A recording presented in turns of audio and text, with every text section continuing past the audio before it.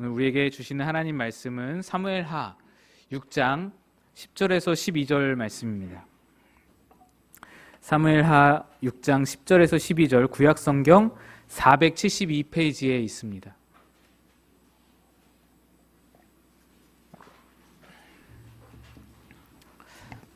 구약성경 472페이지에 사무엘하 6장 10절에서 12절 말씀, 우리 한 절씩 교독하시고 12절은 함께 읽겠습니다. 제가 먼저 읽겠습니다. 다윗이 여호와의 궤를 옮겨 다윗성 자기에게로 메어가기를 즐겨하지 아니하고 가드 사람 오베데돔의 집으로 메어간지라. 여호와의 궤가 가드 사람 오베데돔의 집에 석 달을 있었는데 여호와께서 오베데돔과 그의 온 집에 복을 주시니라. 함께 읽습니다. 어떤 사람이 다윗 왕에게 아뢰어 이르되 여호와께서 하나님의 궤로 말미암아 오베데돔의 집과 그의 모든 소유에 복을 주셨다 한지라. 다윗이 가서 하나님의 궤를 기쁨으로 메고 오베데돔의 집에서 다윗 성으로 올라갈세. 아멘. 기도하겠습니다. 하나님, 오늘도 하나님만을 소망 삼으며 하나님 없이 살아갈 수 없는 주의 백성들이 주님 앞에 나왔습니다. 주의 복을 얻고 주의 은혜를 누리고자 주 앞에 섰사오니 주여 크신 복과 은혜로 우리와 함께하여 주옵소서. 전하는 자는 철저히 감추시고 주의 말씀과 은혜만 드러나길 소망하옵고 예수님 이름으로 간절히 기도드리옵나이다. 아멘. 오늘 주신 본문 말씀은 다윗이 하나님의 언약궤를 예루살렘 성으로 운반하다가 일어난 에피소드입니다. 여기에서 다윗이 아닌 한 사람의 이름이 많이 언급되고 있음을 보게 되는데요. 바로 오베데돔입니다. 이 오베데돔은 성경 전체를 놓고 보면 사실 그리 많이 나오는 이름은 아닙니다. 그런데 이 이름에 굉장히 특이한 점이 한 가지 있습니다. 성경에서 오베데돔의 이름이 나올 때마다 꼭 뒤따라오는 구절이 있다라는 것입니다. 오늘 본문 11절을 보시면 여호와께서 오벳에돔과 그의 온 집에 복을 주시니라. 다음 절인 12절에 보시면 오벳에돔의 집과 그의 모든 소유에 복을 주셨다. 역대상 26장 5절에서도 오베데돔의 이름이 나오는데 여기는 사실 예루살렘 성 문지기들의 명단이 기록된 그런 구절입니다. 문지기들의 명단이니까 사실 문지기들의 이름 별 설명 없이 그냥 이름만 쭉 나열되고 누구의 아들이 누구고 이렇게 설명하는 그냥 이름만 잠깐 지나가는 그런 단락인데도 오베데돔만은 굉장히 특별합니다. 역대상 26장 5절입니다. 하나님이 오베데돔에게 복을 주셨습니다. 참 희한하죠. 오베데돔이라고 이름이 나오는 곳마다 복 주셨다는 말이 줄줄이 따라오는 것입니다. 도대체 오베데돔은 무슨 재주가 있길래, 아니 도대체 어떤 일을 했길래 그 이름마다, 성경의 이름이 기록되는 때마다 복이 따라다니는가? 우리의 의문이죠. 우리는 모두 다 복 받기를 원합니다. 복을 싫어할 사람 아무도 없지 않습니까? 그래서 오늘 말씀을 통해서 오베데돔이 어떻게 하나님의 복을 받게 되었는지를 우리 함께 좀 살펴보고자 합니다. 오늘 이 말씀을 통해서 오베데돔의 복이, 오베데돔에게 임했던 복이 여러분의 복이 되시기를 주님의 이름으로 축복드립니다. 다윗이 왕이 되면서 제일 먼저로 실행한 일이 있습니다. 바로 하나님의 언약궤를 예루살렘 성으로 모시는 일이었죠. 전국에서 3만 명이나 되는 인원을 동원해서 찬양대를 조직하고 대대적인 행렬을 가져서 이 언약궤 운송식을 열었습니다. 그러다 보니 예루살렘 성에서 근무하는 문지기인 오베데돔도 참여하게 된 것입니다. 하나님의 언약궤를 저 시골 구석진 아비나답의 집에서 예루살렘까지 옮기는 언약궤 운송식입니다. 엄청 화려하게 거의 퍼레이드와 방불할 정도로 그렇게 이 운송식을 준비해서 실행했습니다. 그런데 여기서 아주 불행하고 불길한 일이 일어나죠. 언약궤를 수레에 싣고, 그것도 아주 좋은 새 수레에 싣고 옮기는데 수레 모는 소들이 갑자기 날뛰는 바람에 언약궤가 떨어지려고 했고, 그 순간에 곁에 있던 웃사가 그걸 붙들려고 그 언약궤에 손을 대다가 죽게 되는 불상사를 겪게 되었습니다. 원래 언약궤는 그 궤에 달린 고리에 막대기를 끼워서, 내 귀퉁에 있는 고리에 막대기를 끼워서 가마처럼 어깨에 이렇게 메고 옮기도록 정해져 있었습니다. 이것은 언약궤를 안전하게 모시기 위함도 있기도 하지만, 그런 이유에서도 있지만, 언약궤에 직접 손을 대지 않기 위해서이기도 합니다. 고리에 끼워진 막대기에만 손을 댈 수 있는 것인데, 이 웃사라는 사람은 떨어지는 언약궤를 붙들려고 직접 손을 댔다가 언약궤에 깔려서 죽고 만 것입니다. 이 웃사의 죽음으로 인해서 모든 운송 행사는 다 취소되었습니다. 철저하고 대단하게 준비했던 모든 행렬 다 취소됐습니다. 모든 잔치와 찬양이 다 끝나버렸습니다. 순식간에 기쁨은 슬픔으로 변하고 두려움과 공포와 불안이 모두를 덮었습니다. 다윗의 마음도요, 싸늘하게 식어버렸습니다. 공포에 질려서 더 이상 언약궤를 어떻게 할 수가 없는 지경에 이르렀습니다. 다윗이 이러할진데 그 누가 감히 저 언약궤를 우리 집에 모시겠습니다, 이렇게 할 사람이 누가 있겠어요? 3만 명이 하나같이 얼어붙은 채 가만히 있었습니다. 그런데 성경은 이 일이 있은 후에 갑작스럽게 언약궤가 오베데돔의 집으로 옮겨졌다라고 말합니다. 이에 대해서 이런 방구에 어떤 부연 설명도 없습니다. 오베데돔이 자원한 것인지, 제가 저희 집에 모시겠습니다 한 것인지, 아니면 그냥 갑자기 다윗이 눈에 띄어서 너희 집에 언약궤를 옮겨라, 이렇게 명령해서 억지로 강제로 옮기게 된 것인지 알 수가 없습니다. 어쨌든 언약궤는 오베데돔이라는 사람의 집에 모시게 된 것입니다. 그런데 그로부터 3개월이 지났습니다. 한간에 이상한 소문이 돌기 시작하는 거예요. 오베데돔이 언약궤를 집에 모신 후로 하나님이 오베데돔의 집에 10,000가지 복을 주셨다라는 겁니다. 오베데돔과 오베데돔의 집과 오베데돔의 모든 소유가 다 복을 받았다라는 겁니다. 이 소문이 유대 온 지역에 파다하게 퍼지다 못해 결국에는 다윗의 귀까지도 들리게 된 것입니다. 다윗이 이 일을 생각하니 셈이 났습니다. 원래는 저거 내가 받을 복인데, 그렇잖아요? 저거 내가 받아야 할 복인데, 우리 나라가 받아야 할 복인데 저 오베데돔이 혼자 다 받고 있네. 안 되겠다.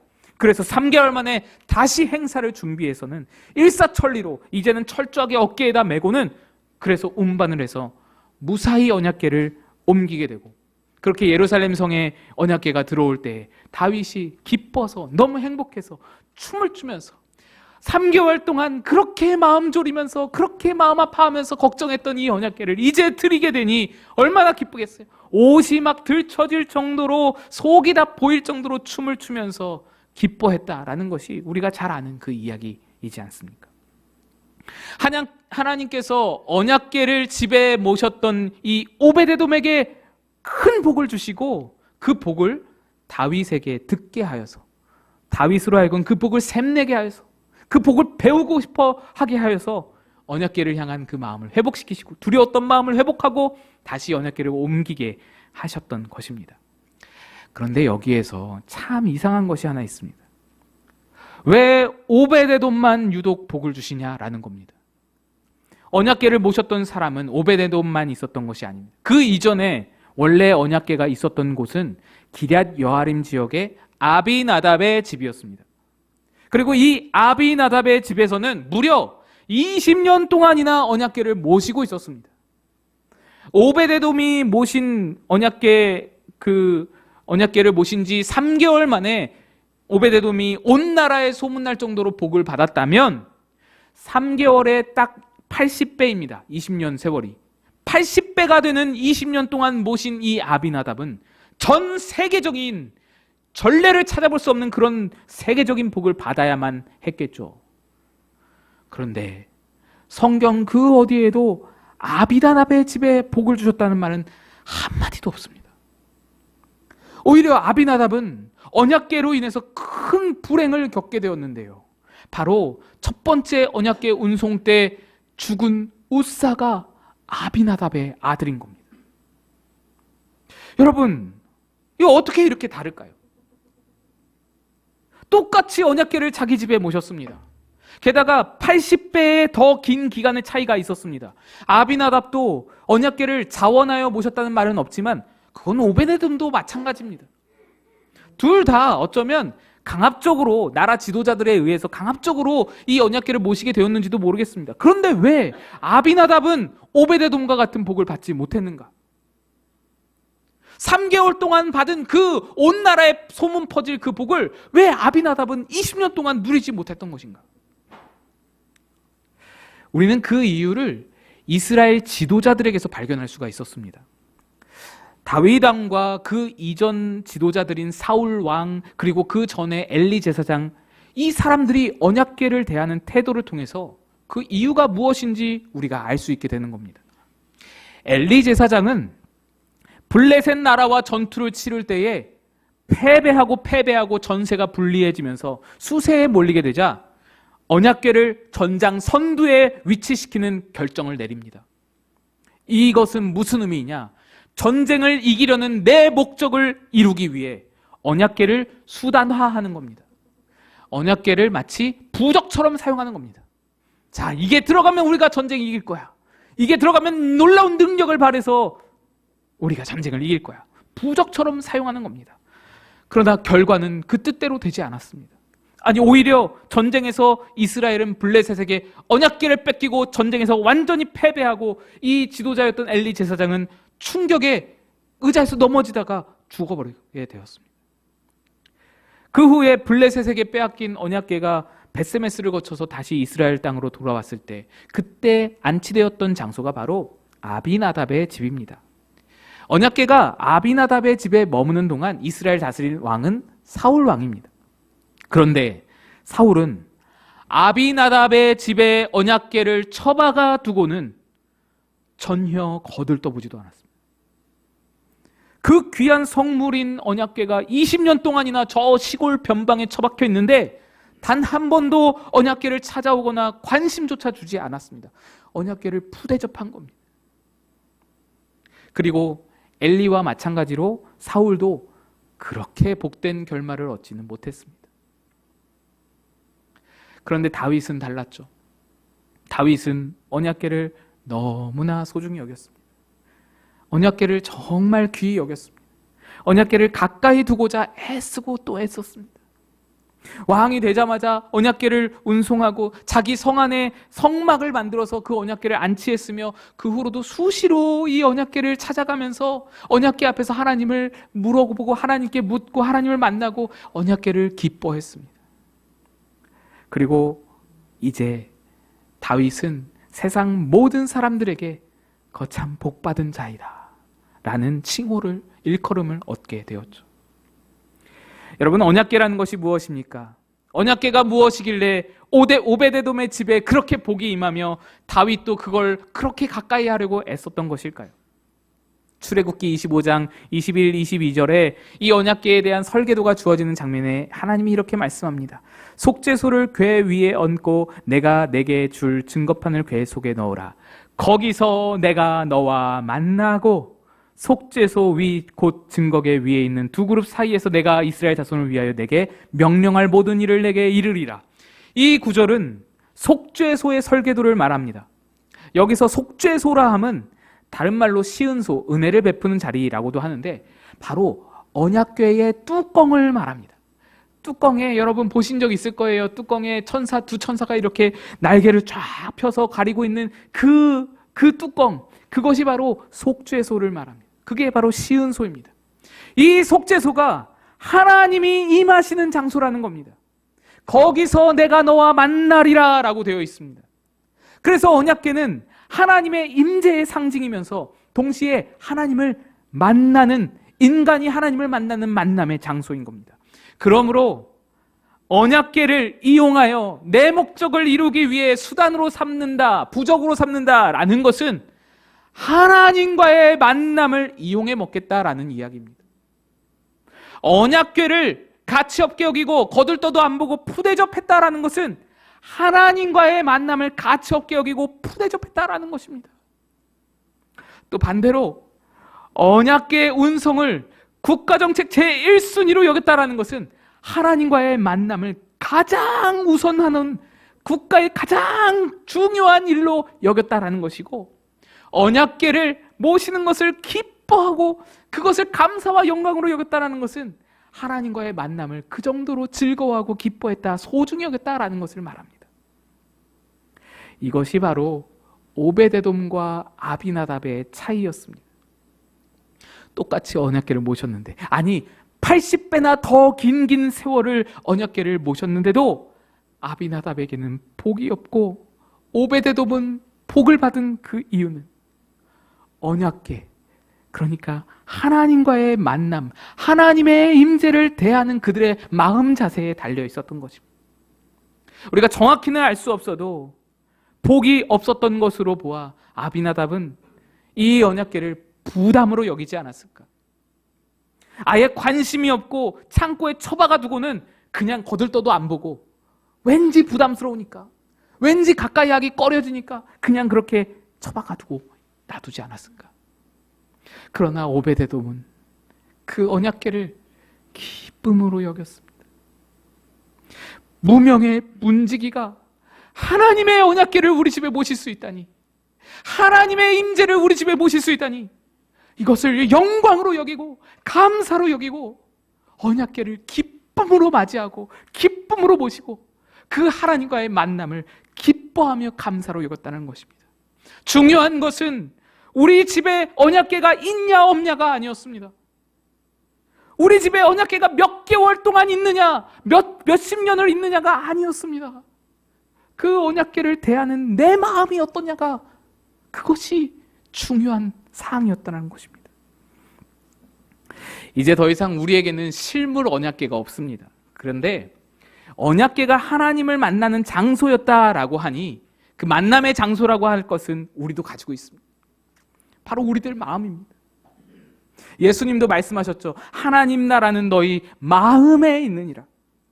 우리 마음에는 이미 성령님이 내주하고 계십니다. 그래서 우리들 마음이 곧 지성소입니다. 하나님을 만나는 장소, 언약궤가 이미 우리 안에 거하고 있는 것입니다. 이제 더 이상 우리는 어떤 공간 안에 계신, 물리적 공간 안에 계신 하나님을 물리적으로 만나지 않습니다. 우리는 우리 마음 안에 영적으로 임하시는 하나님을 우리 영혼으로 마주대야 합니다. 오늘 예배를 통해서 하나님을 만나는 만남도 예배당이라는 물리적 공간에서 만나는 것이 아닙니다. 내 마음이라는 영적인 성전에서 하나님을 만나는 것입니다. 그러면 이제 우리도 언약궤를 가진 자입니다. 언약궤를 우리 집에 모신 것입니다. 우리도 오베데돔이 될 수 있는 겁니다. 우리도 다윗이 될 수 있는 겁니다. 아니 오히려 다윗은요, 예루살렘 공간 안에 갇혀 있었죠. 언약궤가 예루살렘밖에 없으니 다른 데 가도 예루살렘에 가야만 언약궤를 만날 수 있었죠. 오베데돔은 3개월이라는 시간의 제약이 있었죠. 3개월 이후에는 언약궤를 가까이 하고 싶어도 잘 못했습니다. 그러나 우리는 어떤가요? 언제 어디서나 때와 장소를 가리지 않고 사는 날 동안 무한대로 하나님을 모시고 만날 수 있는 특권이 우리에게 주어진 겁니다. 그러면 이제 오베데돔의 복이, 다윗의 복이 내 복이 되는 거, 이거 시간 문제 아닐까요? 이거 시간 문제인 거예요. 이거 당연한 거예요. 주어지는 거예요. 그냥 오는 거예요. 그런데 문제가 있습니다. 언약궤는 가졌지만 오베데돔이 아니라 아비나답이 될 수도 있다는 것입니다. 내 마음이 그 언약궤를, 그 하나님의 임재를 어떻게 대하느냐에 따라 아비나답도 될 수 있다는 말입니다.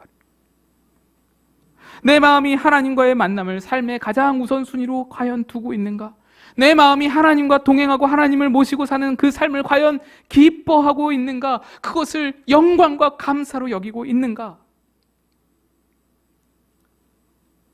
제가 자꾸 복 얘기하니까 기복적인 신앙으로 오해를 하실까 봐 말씀을 드리는데, 그런 것을 말씀드리는 것이 아닙니다. 제가 말씀드리고자 하는 것은 하나님의 복이라는 것은 굉장히 관계적으로 임한다라는 것을 말하고자 합니다.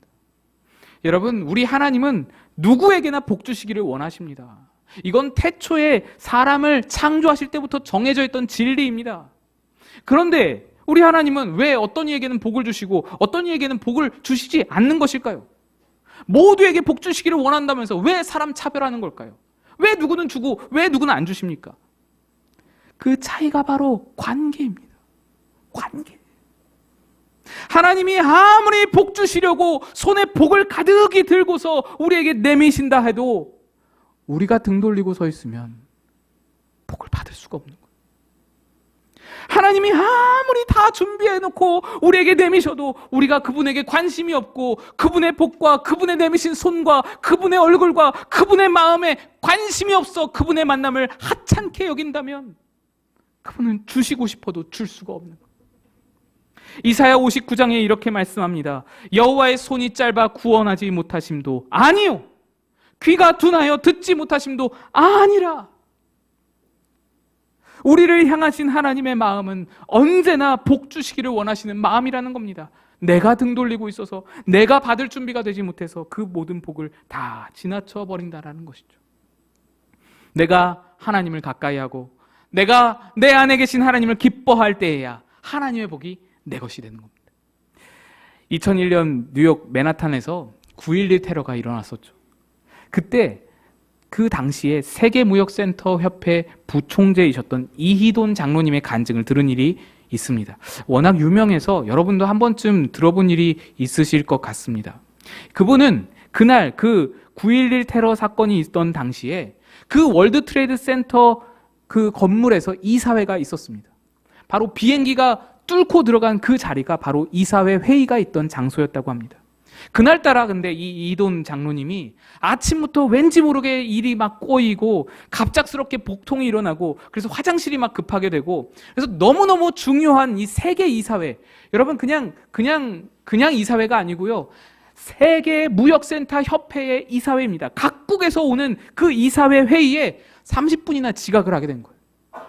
근데 너무나 중요한 이분이 지각을 한다고 하니 회의가 미뤄졌습니다. 오후로 합시다. 모든 사람이 이 이돈 장로님을 아마 원망했을 거라고. 근데 그 지각으로 말미암아, 그 30분으로 말미암아 사고를 모면하고 그 회의에 참석하려던 모든 사람들이 다 그 건물을 빠져나왔다라는 겁니다. 테러를 피하도록 이끄신 하나님, 너무나 기적적인 하나님이죠. 얼마나 위대한 간증입니까?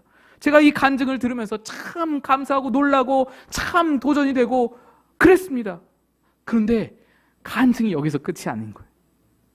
이분에게 있어서 진짜 간증은 이거 월드 트레이드 센터 이게 문제가 아닌 거예요. 이거는 그냥 아주 작은 일부인 겁니다. 훨씬 더 많은 삶의 간증이 넘치기 때문입니다. 어린 시절에 유럽으로 유학을 떠났는데 부모님이 유학 가는 그 아들에게 봉투 하나를 건네주었습니다. 비행기 안에서 열어봐라. 꼭 비행기 안에서 열어봐야 된다. 이 장로님이 봉투에 든 것이 당연히 돈 봉투라고, 이거 당연히 돈이라고 생각하고 비행기에 딱 앉아서 열어봤는데 돈이나 수표가 하나도 없고 달랑 종이 한 장이 있더랍니다. 아들을 유학 보내면서 돈 없이 무일푼으로 보내는 부모가 어디 있겠냐, 이 세상 천지에 어디 있겠냐 싶어서 이건 분명히 돈이 어딘가 떨어진 것이다. 샅샅이 뒤졌습니다. 의자 시트를 막 뒤지고 일어나서 막 여기저기 돌아다니고 스튜어디스가 그 자리에 앉으라고 계속 지적하는데도 아랑곳 않고 계속 뒤지는데 결국 1,000원짜리 한 장 보지를 못했습니다. 속상한 마음에 쥐어준 그 부모님의 종이 쪽지를 펼쳤는데 거기에 이렇게 쓰여 있더랍니다. 너의 조상의 하나님이 너를 도울 것이다. 여러분, 이 말이 뭔가요? 부모 도움으로 공부할 생각 하지 말아라. 하나님만 철저히 의지해라. 내 부모는 이제 손 털겠다. 이런 말 아닌가요? 이게 참 잔인한 부모죠. 너의 조상의 하나님만 의지해라. 나는 이제 할 일 다 했다. 이거잖아요. 그래서 이 장로님이 갑자기 앞이 깜깜해지고요. 도저히 유학생활을 해나갈 자신이 없어지더랍니다. 그런데 어쨌든 이미 비행기는 떠올랐고 이미 비행기를 타고 유럽으로 가고 있으니 취소할 수도 없고 그때부터 정말로 간절한 기도가 막 저절로 나오더랍니다. 이 말씀 한 구절 붙들고 나의 도움 되시는 하나님, 내 조상의 도움 되셨던 하나님, 나를 도우소서, 하나님만 바라고 하나님만 부르짖고 하나님만 붙들고서 그렇게 어렵게 또한 열심히 유학생활을 견뎠습니다. 배고프고 힘들고 가난하고 무일푼이었기 때문에 숙소 하나 마련하는 것도 밥 한 끼 먹는 것도 처절하게 기도하면서 그렇게 생활을 했는데 그 기도마다 하나님께서 응답하시고 하나님께서 섭리하시는 것을 만나고 그래서 그럴수록 더욱 오직 하나님의 도움으로만 생활할 수밖에 없었습니다. 하나님만 의지했습니다.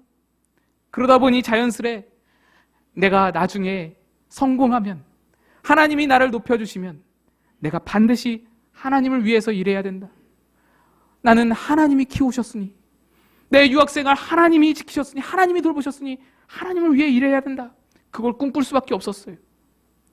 옥스포드 대학을 졸업하고 이후에 교수가 되어서 미국으로 건너와서도 그는 언제나 하나님을 가장 존중히 여겼습니다. 교수 초봉 얼마 안 됩니다. 그런데 그 어려운 형편에 11조 좀 이렇게 조금 줄일 수 있잖아요. 11조 조금 누가 알겠어? 조금 잘라낼 수 있잖아요. 아낄 수 있잖아요. 근데 이분 생각은 달랐어요. 오히려 내가 어려운 이때 하나님이 나에게 빚을 지게 만들어야겠다. 참 기발한 생각이죠. 사람도요, 거래할 사람이 이 사람 저 사람 많다 보면은 누구부터 만납니까? 중요한 사람부터 만나죠. 거래 금액이 큰 사람부터 만나는 겁니다. 이분이 생각하기를 내가 그냥 따박따박 내 월급에 맞춰서 11조 하면 하나님께 별로 눈에 띌 것 같지가 않은 거예요. 그래서 생각해낸 것이 하나님이 나한테 빚지게 만들자. 사람도 빚을 지면 부담이 되잖아요. 그 사람이 늘 생각나잖아요. 어디 돈이 생기면은 그 빚부터 갚아야 된다고 늘 그런 마음이 생기듯이 하나님을 나에게 빚지게 만들자. 그렇게 생각해서 받지도 않은 월급을 받기도 전에 하나님께 빚지게 11조를 먼저 떼버리고 자기 받은 월급에 분에 넘치게 선교와 구제를 감당하면서 하나님이 나한테 빚지게 만드는 거예요. 그렇게 살아갔답니다. 평생을. 그런데 놀라운 것은 훗날 하나님이 이분에게 어마어마하게 이자도 초금리로 얹혀서 다 갚아주신 것을 경험하는 거예요.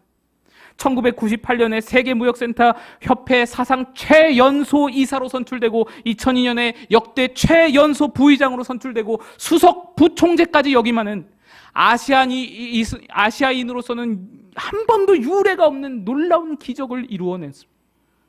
또 하나님은 그에게 물질적으로도 상상 이상으로 부어주셔서 그가 섬기는 워싱턴 성광교회에서 매 해마다 이 장로님 혼자서 200만 불을 헌금했습니다.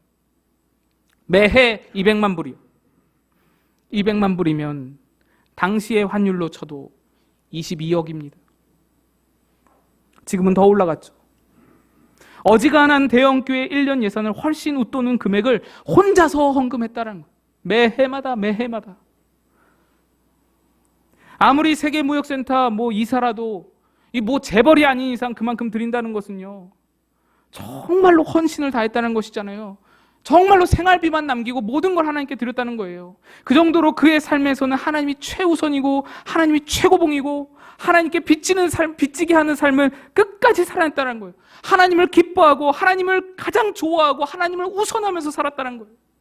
제가요, 그런 생각이 들더라고요. 어쩌면 하나님이 이 장로님을 보시면서 그렇게 말하지 않았을까? 야, 내가 졌다. 야, 그만 좀 해라.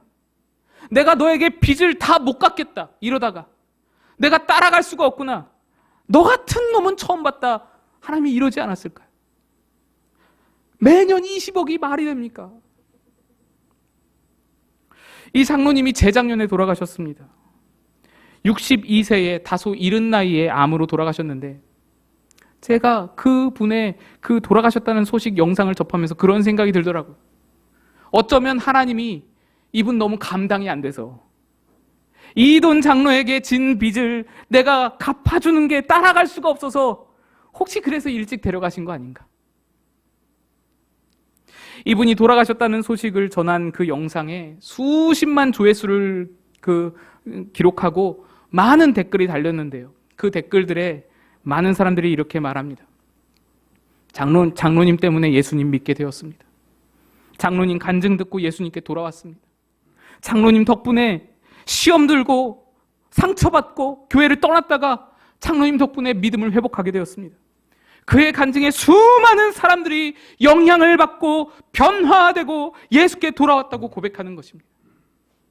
그가 가난할 때는 하나님만 나의 도움이라고 하나님만 붙들고 하나님을 가장 우선으로 소중히 여기면서 살았더니 하나님께서 그를 높여주셔서 하나님이 그의 어려움을 돌봐주시고 그를 보호해주시고 그에게 복을 주셨습니다. 그를 위대하게 해서 세계 속에 빛나게 하셨습니다. 또 그가 부유해졌을 때는 하나님을 빚지게 하고 살자, 그런 삶이 되겠다고 언제나 하나님을 최우선으로 수많은 하나님의 일들을 감당하고 수많은 영혼들에게 간증하며 하나님을 전하며 살았더니 하나님이 또 그에게 더 위대한 복을 갚아주셔서 하늘의 별과 같이 빛나는 삶이 되게 하시어 참으로 복된 자, 하나님의 복을 받는 자가 어떤 삶인지를 모두에게 보이게 하셨습니다. 여러분, 하나님을 가까이 하는 것, 하나님을 최우선으로 두는 것 절대로 손해가 아닙니다. 하나님을 기뻐하는 것, 그것이 우리의 복입니다. 하나님의 만남을, 하나님과 만나는 그 자리를, 그 언약궤를 즐거워하시기 바랍니다. 그 만남을 이어가다 보면 때로는 드려야 할 때도 있습니다. 시간을 드리고 물질을 드리고 헌신을 드리고 때로는 눈물도 봉사도 내 모든 마음에 있는 것을 다 드려야 할 때도 있습니다. 그러나 여러분, 우리 하나님은 절대로 공짜로 받으심이 없는 분입니다. 우리 하나님은 절대로 빚지고는 못 버티는 성격입니다. 다 갚아주신 그분을 더 많이 기뻐하고 더 많이 사랑하는 것이 절대로 우리에게 득이 되면 득이 됐지 해될 것이 없다라는 것입니다. 우리 말씀 한 구절 읽고 설교를 마치고자 합니다. 시편 37편 4절 말씀입니다. 우리 함께 한 목소리로 읽겠습니다. 시작. 여호와를 기뻐하라. 그가 내 마음의 소원을 내게 이루어 주시리로다. 아멘. 기도하겠습니다.